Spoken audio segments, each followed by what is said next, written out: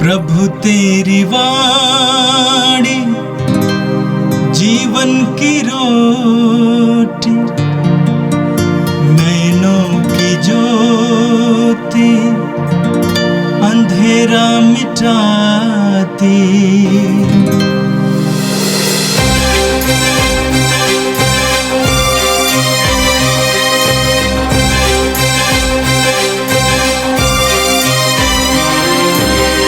प्रभु तेरी वाणी जीवन की रोटी, नैनों की ज्योति अंधेरा मिटाती। प्रभु तेरी वाणी जीवन की रोटी, नैनों की ज्योति अंधेरा मिटाती। वाणी वाणी वाणी वाणी वाणी पवित्र है, शाश्वत है, जीवन का मन्ना है। 26 सितंबर शुक्रवार। पहला पाठ नबी हग्गाई का ग्रंथ, अध्याय 2, पद संख्या 1 से 10। 7वें महीने के 21वें दिन नबी हग्गाई को प्रभु की यह वाणी सुनाई पड़ी। साल्तियेल के पुत्र यूदा के राज्यपाल जरुब्बाबेल से योसादाक के पुत्र प्रधान याजक यीशुआ और राष्ट्र के सेवक लोगों से यह कहो, क्या तुम लोगों में कोई ऐसा व्यक्ति जीवित है जिसने इस मंदिर की पूर्व महिमा देखी है? और अब तुम क्या देख रहे हो? क्या तुम्हें ऐसा नहीं लगता कि कुछ भी नहीं बचा है? फिर भी ये जरुब्बाबेल, धीरज रखो, यह प्रभु की वाणी है। हे योसादाक के पुत्र प्रधान याजक यीशुआ, धीरज रखो। समस्त देश के निवासियों, धीरज रखो, यह प्रभु की वाणी है। निर्माण कार्य प्रारंभ करो, मैं तुम लोगों के साथ हूँ, यह विश्वमंडल के प्रभु की वाणी है। जब तुम मिस्र से निकल रहे थे, उस समय मैंने तुमसे जो प्रतिज्ञा की है, मैं उसे पूरा करूँगा। मेरा आत्मा तुम्हारे बीच निवास करेगा। मत डरो, क्योंकि विश्वमंडल का प्रभु यह कहता है, मैं थोड़े समय बाद आकाश और पृथ्वी को, जल और थल को हिलाऊंगा। मैं सभी राष्ट्रों को हिला दूंगा। तब सब राष्ट्रों की संपत्ति यहाँ आएगी और मैं इस मंदिर को वैभव से भर दूंगा। विश्वमंडल का प्रभु यह कहता है, चांदी मेरी है और सोना मेरा है। यह विश्वमंडल के प्रभु की वाणी है। इस पिछले मंदिर का वैभव पहले से बढ़कर होगा। विश्वमंडल का प्रभु यह कहता है, और मैं इस स्थान पर शांति प्रदान करूँगा। यह विश्वमंडल के प्रभु की वाणी है। यह प्रभु की वाणी है। संत लूकस के अनुसार पवित्र सुसमाचार अध्याय 9 वाक्य 18 से 22 तक। ईसा किसी दिन एकांत में प्रार्थना कर रहे थे और उनके शिष्य उनके साथ थे। ईसा ने उनसे पूछा, मैं कौन हूँ? इस विषय में लोग क्या कहते हैं? उन्होंने उत्तर दिया, यूहन्ना बपतिस्ता, कुछ लोग कहते हैं एलियस, और कुछ लोग कहते हैं प्राचीन नबियों में से कोई पुनर्जीवित हो गया है। ईसा ने उनसे कहा, और तुम क्या कहते हो कि मैं कौन हूँ? पेतरुस ने उत्तर दिया, ईश्वर के मसीह। उन्होंने अपने शिष्यों को कड़ी चेतावनी दी कि वे ये बात किसी को भी नहीं बताएं। उन्होंने अपने शिष्यों से कहा, मानव पुत्र को बहुत दुख उठाना होगा, नेताओं, महायाजकों और शास्त्रियों द्वारा ठुकराया जाना, मार डाला जाना और तीसरे दिन जी उठना होगा। यह प्रभु का दिव्य सुसमाचार है। ख्रिस्त प्रभु की जय। मेरे प्रिय भाइयों और बहनों, आज का पहला पाठ नबी हग्गाई के ग्रंथ के अध्याय 1 और 2 से लिया गया था। परमेश्वर की प्रेरणा और आज्ञा के अनुसार इस्राएल के राजा सुलेमान ने इस्राएलियों के लिए, यहूदियों के लिए यरूशलेम में सियोन पर्वत पर एक सुंदर और भव्य मंदिर का निर्माण किया। यरूशलेम मंदिर यहूदियों के लिए उनकी आत्मा थी,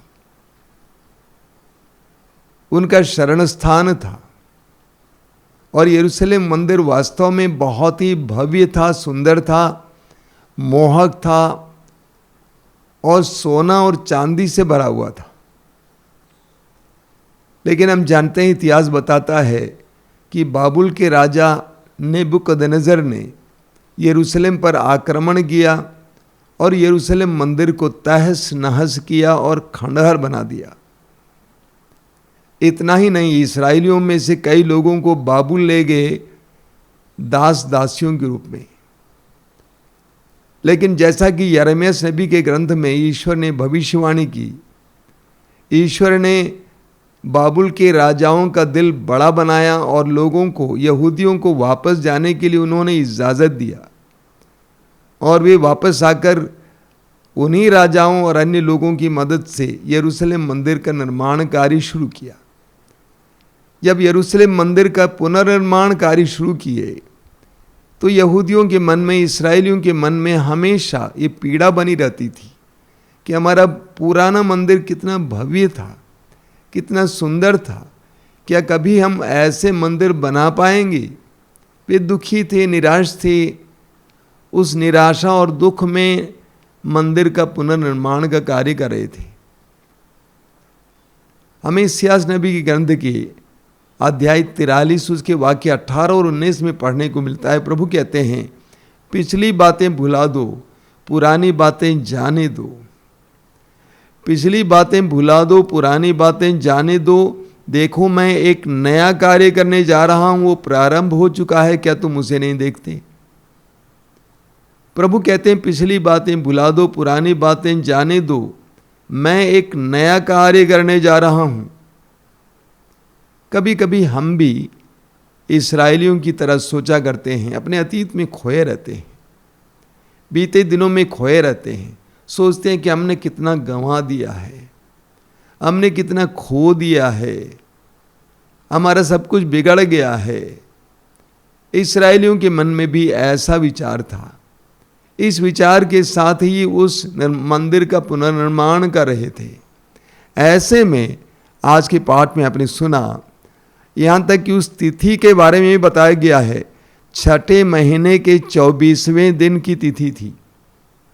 राजा दारा के शासनकाल के द्वितीय वर्ष 7वें महीने के 21वें दिन नबी हग्गाई को प्रभु की ये वाणी सुनाई पड़ी। उस दिन के बारे में भी स्पष्ट बताया गया है, यानी प्रभु की उस भविष्यवाणी या प्रभु के उस संदेश के बारे में उसकी गंभीरता समझिए। दिन और तारीख बताई गई है।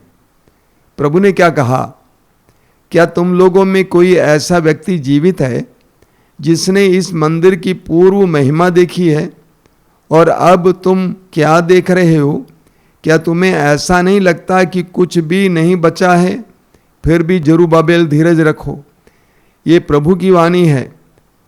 योसादा के पुत्र प्रधान याजक योशुआ, धीरज रखो। समस्त देश के निवासियों, धीरज रखो। ये प्रभु की वाणी है। निर्माण कार्य प्रारंभ करो, मैं तुम लोगों के साथ हूँ। ये विश्वमंडल के प्रभु की वाणी है। मेरी आत्मा तुम्हारे बीच निवास करेगा, मत डरो। इस पिछले मंदिर का वैभव पहले से भी बढ़कर होगा। विश्वमंडल का प्रभु ये कहता है, अब मैं इस स्थान पर शांति प्रदान करूंगा। यह विश्वमंडल की प्रभु की वाणी है। प्रभु ने अपनी प्रजा को संबोधित किया हग्गाई के द्वारा और कहा कि पिछले मंदिर से भी ज्यादा भव्य मंदिर तुम बनाने जा रहे हो। ये प्रभु की वाणी है। हम इस्राएलियों के इतिहास में देखते हैं कि उन्होंने ईश्वर की आज्ञाओं का उल्लंघन किया, ईश्वर का तिरस्कार किया और वे स्वयं बंदी बन गए थे। उनके ये पाप और अपराधों के कारण, ईश्वर की आज्ञाओं के उल्लंघन के कारण, इसके बावजूद ईश्वर का स्वभाव देखिए। स्तोत्र 103 वाक्य 11 में लिखा हुआ है, आकाश पृथ्वी के ऊपर जितना ऊंचा है उतना महान है अपने भक्तों के प्रति ईश्वर का प्रेम। इस्यास नबी के ग्रंथ के अध्याय 54 वाक्य 10 में प्रभु कहते हैं, चाहे पहाड़ टल जाए, पहाड़ियां डावाडोल हो जाएं, किंतु तेरे प्रति मेरा प्रेम नहीं टलेगा और तेरे लिए मेरा शांति विधान डावाडोल नहीं होगा। ये परमेश्वर का प्रेम है, ईश्वर का प्रेम है। इतना सब होने के बावजूद ईश्वर इस्राएलियों को संबोधित करते हुए कहता है कि मैं तुम्हारे लिए एक और सुंदर भव्य मंदिर का निर्माण करूंगा। तुम जो मंदिर निर्माण कर रहे हो उससे भी महान मंदिर होगा, भव्य होगा, सुंदर होगा। मेरे प्रिय विश्वासी भाई और बहनों, आज का ये पाठ हमारे लिए भी प्रभु की ओर से एक जबरदस्त संदेश है। हम अक्सर अपने अतीत में बीते हुए दिनों में खोए रहते हैं। हम सोचते हैं कि सब कुछ खत्म हुआ, हम कितने निराश होते हैं, उदास होते हैं। लेकिन प्रभु सतत हमारे अंदर नवीनता भरते रहता है। हमें बताते रहते हैं कि मत डरो, घबराओ मत, धीरज रखो, निराश मत हो, उदास मत हो। लूकस के सुसमाचार के अध्याय 15 उठाइए, उसमें वो सुंदर दृष्टांत बताया गया है। प्रभु यीशु ने कहा, उस उड़ाऊ पुत्र का दृष्टांत जिसने अपने पिता के भवन से अपनी संपत्ति का हिस्सा लेकर परदेश जाकर सब कुछ उड़ा दिया और तंगी में आने के बाद वो अपने पिता के भवन की ओर वापस आता है। अपने मन ही मन यही बोलते रहता है कि मैं पिताजी से कहूँगा, पिताजी मैंने आपके विरुद्ध और स्वर्ग के विरुद्ध अपराध किया है। मैं आपका पुत्र कहलाने योग्य नहीं हूँ, लेकिन मुझे एक दास के रूप में रख लीजिए। इसी को दोहराते दोहराते हुए वो अपने पिता के भवन की ओर आ रहा था, लेकिन उसका अनुभव ठीक विपरीत था। पिता ने उसे दूर से देखा, उसकी ओर दौड़ पड़ा, उसको गले से लगाया, छाती से लगाया, चुम्बन किया और उसने जो कुछ गंवाया था वो सब वापस लौटा दिया। समाज में सम्मान वापस लौटा दिया, अधिकार वापस लौटा दिया, सब कुछ वापस लौटा दिया। मेरे प्रिय भाई और बहनों, हमारा ईश्वर एक ऐसा ईश्वर है जो हमारे बीते जीवन में जो हमने खो दिया, गंवा दिया, उससे भी महान कार्य हमारे जीवन में करने के लिए सक्षम है। हमें प्रभु पर विश्वास रखना चाहिए, कभी अपने जीवन में निराश नहीं होना चाहिए। एक विश्वासी कभी निराश नहीं होता है, वो सतत ईश्वर पर भरोसा रखते हुए उम्मीदें बांधे रखता है, आशा बनाए रखता है। और आज का सुसमाचार संत लूकस के सुसमाचार के अध्याय 9 से लिया गया था। वचन में आपने सुना, ईसा किसी दिन एकांत में प्रार्थना कर रहे थे और उनके शिष्य उनके साथ थे। ईसा ने उनसे पूछा, मैं कौन हूं? इस विषय में लोग क्या कहते हैं? एक बहुत ही सुंदर प्रसंग है।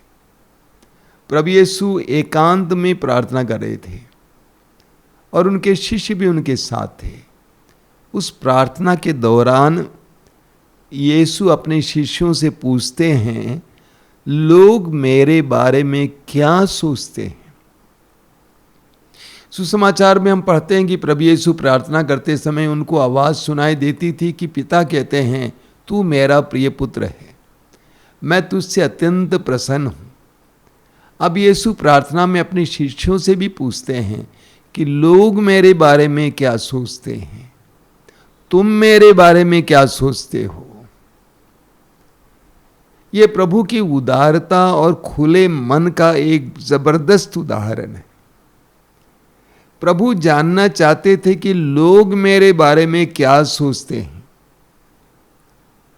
हमें भी अपनी अपनी प्रार्थनाओं में न केवल प्रभु को सुनना चाहिए, बल्कि ये भी सोचना चाहिए कि लोग मेरे बारे में क्या कहते हैं, लोग मेरे विषय में क्या सोचते हैं। ये बहुत आवश्यक है। आत्मज्ञान के लिए दूसरों को सुनना अति आवश्यक है। कई लोग अपने ही अंधेरे में जीते हैं, वे दूसरों को सुनना नहीं चाहते हैं। दूसरे लोग कुछ कहते हैं तो उनकी अवहेलना करते हैं, उसका तिरस्कार करते हैं। दूसरों की बातों के लिए अपने कान को खुला नहीं रखते हैं, उनके कान बंद रहते हैं। उनका मुंह खुला रहता है लेकिन कान बंद रहते हैं। लेकिन प्रभु यीशु के कान इसके लिए भी खुले थे, ये सुनने के लिए, जानने के लिए कि लोग मेरे बारे में क्या कहते हैं। मेरे प्रिय भाई और बहनों, ये आवश्यक है कि हम सभी जानें कि लोग मेरे बारे में क्या कहते हैं। लोगों से पूछना, लोगों को सुनना, ये बहुत आवश्यक है। वरना कभी कभी हम लोग अंधेरे में जीवन जिएंगे, हमें अपने बारे में सच्चा ज्ञान प्राप्त नहीं होगा। ऐसे में हम लोग गलती पर गलती करते जाएंगे। हम लोग ऐसा जीवन जिएंगे जो दूसरों के लिए हंसी का कारण बन जाएगा।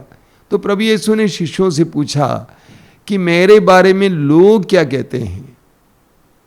और उन्होंने कहा कि लोग आपको महान समझते हैं। कोई कहता है कि आप यूहन्ना बपतिस्ता वापस आया है, कोई कहता है कि आप नबी एलिया हैं, या कोई कहता है कि प्राचीन नबियों में से कोई हैं, पुनर्जीवित होकर आए हैं। प्रभु ने पूछा तुम क्या कहते हो? तो पेतरुस ने कहा कि आप ईश्वर के मसीह हैं।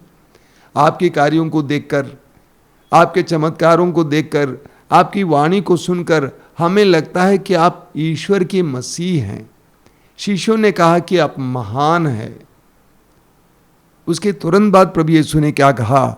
उन्होंने शिष्यों से कहा, मानव पुत्र को बहुत दुख उठाना होगा, नेताओं, महायाजकों और शास्त्रियों द्वारा ठुकराया जाना, मार डाला जाना और तीसरे दिन जी उठना होगा।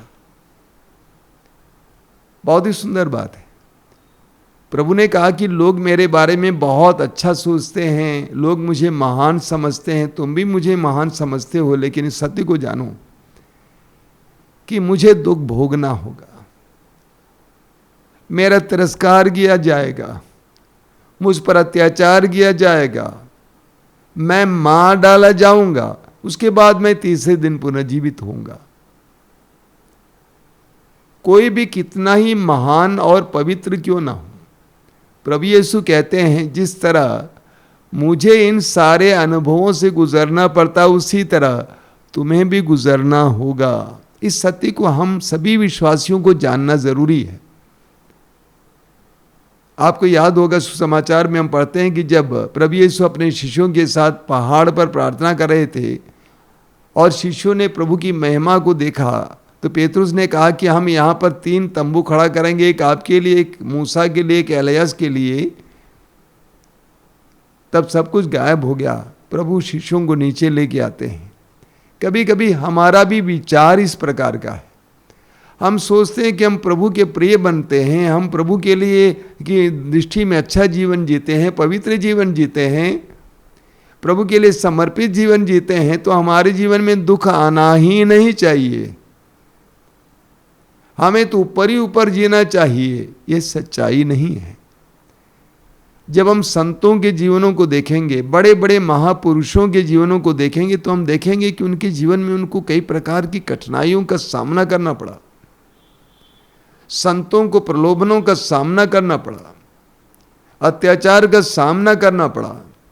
प्रभु यीशु हमें भी आज ये सबक सिखा रहे हैं कि हमें भी अपने जीवन में इस बात को जानना चाहिए कि दुख, विपत्तियां, विशेष करके अत्याचार, संकट हमारे जीवन का हिस्सा है। अगर यीशु महान होते हुए, यीशु ईश्वर का पुत्र होने के बावजूद, यीशु पवित्र होने के बावजूद यीशु को दुखों से गुजरना पड़ा, तो आप और मुझे भी दुखों से गुजरना ही पड़ेगा। लेकिन हमारे लिए दुख अंत नहीं है। जैसा कि प्रभु ने कहा, उसके बाद मैं तीसरे दिन जी उठूंगा।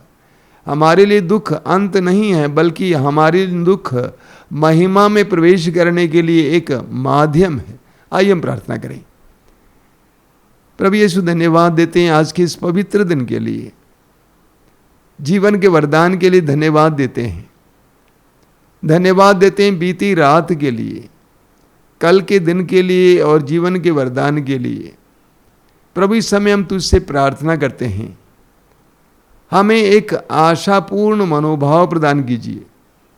हमें हमेशा याद रखने के लिए कि तू सत्य प्रतिज्ञ है, तू हमें छोड़ता नहीं है, त्यागता नहीं है।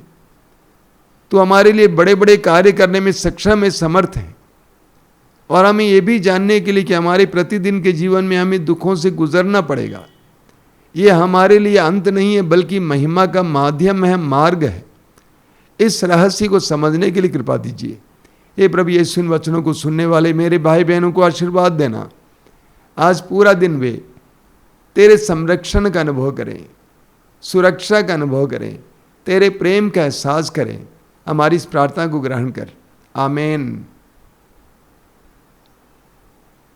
प्रभु तेरी वाणी जीवन की रोटी, नैनों की ज्योति अंधेरा मिटाती। वाणी वाणी वाणी वाणी वाणी